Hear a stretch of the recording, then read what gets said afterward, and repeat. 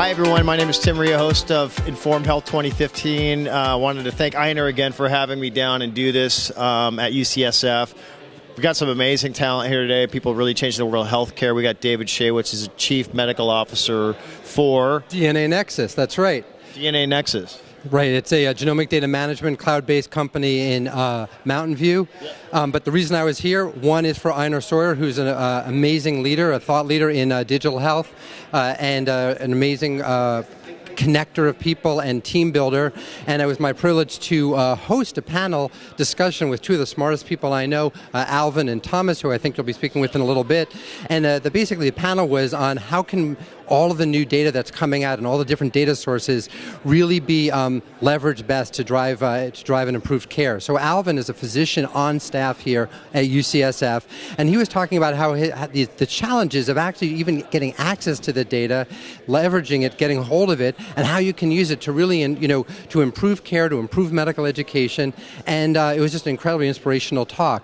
And then Thomas was approaching the similar question from the consumer perspective, trying to say that there's a theoretical view of medicine where it's this is precision medicine, everything is very highly scripted, but then there's the reality, which is the complexity of real world medicine. And what his company Iodine is trying to do is really trying to capture some of that complexity by really understanding how do patients feel about the medicines they take, what do they like them.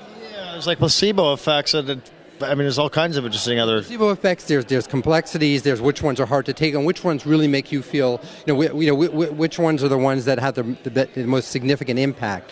So the impact coming out of all of these talks is that there's a huge amount of data, and it's incredibly important to be able to bring them together and to really be able to share them. Which I thought a lot of consensus around is, and something that DNAnexus is strongly involved with, is really trying to create a platform where rich data sets, starting with genomic data, but including a range of other data sets, can be brought together in a safe, secure way and shared, collaborated around among authorized users. And so you can really get the insights that come from bringing and colliding together large data sets and getting the insights that everyone has in their data sets, but which are struggling to get out, struggling to be liberated. It's particularly exciting to be here today at UCSF, where they've just hired Atul Butte, as you probably heard, to run their whole institute, focused on this exact challenge. He is the perfect person for this role, and it really captures UCSF's vision here to really be a leader in Bay Area data science and to really drive the entire field forward. So it's a privilege to be at UCSF, privilege to be part of something that Einar Sawyer is leading, and I'm incredibly excited to be on this panel, to be helping lead this panel, and to be to know that Atul Butte is going to be running the Institute for Computational Informatics. So it's changing the landscape of digital health in this area, really putting a lot of dynamic team members together in the brain trust. Absolutely. I think that the Center for Digital Health Innovation at UCSF has really been at the forefront. And one of the points that Atul Butte made in his comments, one of the things that attracted him here, was that actually on the medical side, UCSF has an incredible view of entrepreneurship and recognizing the importance of both of partnering with the private sector, of partnering with innovators, of trying to bring the best people together to drive science forward and to drive and to catalyze innovation. I think Susan Desmond-Hellmann, now head of the Gates Foundation, but the former chancellor, played a pivotal role in this. I think she set an incredibly productive, positive tone, where the real goal isn't this is academia, this is industry, but the real goal is these are important, critical problems to solve. Curing cancer is hard, as Thomas talked about. Solving these incredibly complex medical problems,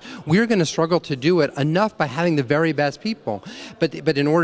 So you don't need to create additional barriers. And so by creating in a transparent way the opportunities for the best people from academia, from industry to collaborate and work together and to drive innovation is something that DNAnexus strongly believes in, that UCSF strongly believes in, I think the panelists here believe in, and it's an incredible opportunity to really be part of what I really believe is digital health and this really big data revolution, where our goal is to not just sort of parade out a series of buzzwords, but to really to present some of the hard data that Alvin was talking about, that Thomas is collecting, where we're really going to be able to see some of these broad data sets inflected into improvements in patient care. We're seeing that now even in genomics.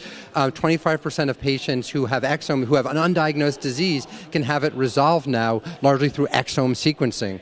I expect that number to increase more, but the challenge for oncology is everyone's collecting these sort of siloed data sets. If only, and we have the technology through the use. Yeah, everyone's collecting their own little data sets, and they're trying to find ways to share them in a federated way. But the truth is, we have the technology. We have the cloud-based technology that, for example, that we've built at DNAnexus on top of AWS. It offers an incredibly attractive platform for bringing together diverse data sets, and we're doing it with Baylor. We're doing it as a contributor to the Charge Consortium, and we really we are in the process of developing there are multiple opportunities that we're involved with to really try to bring the benefits of large data collection and collision and sharing collaboration really to bear for the benefit of patients.